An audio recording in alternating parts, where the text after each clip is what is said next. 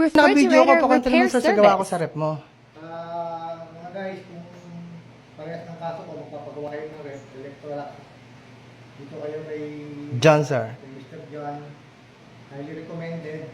Kung may pyesa, 10 lang. Oo. Ito. Mm. Pero kung wala, bakit gagawin, magagawa. Oh. Pero, Happy customer. Sayang nga sir, wala akong dalang piyesang sakto rin sa rep mo, di ba? Kaya kailangan kong bumalik kasi, yun, kumuha pa ako ng piyesa. For repair service, call i-document ko yung or warranty text mo. us. Anong date sa'yo ngayon?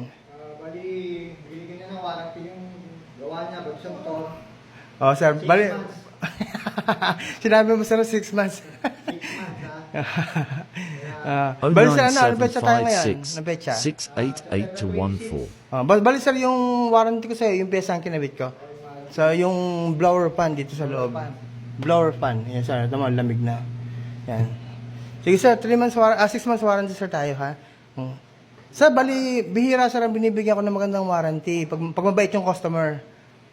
Pero pag napansin ko yung customer ay medyo hindi mo masyadong mabait, hanggang 3 months warranty lang. Kailangan ko si Mr. John.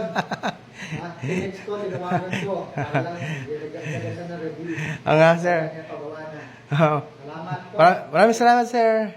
Sir, dito po ito sa, ano subdivision po ito? Residensya, Bukong Cavite. Po, mga bahay ng mayayaman. Malalaki ang bahay.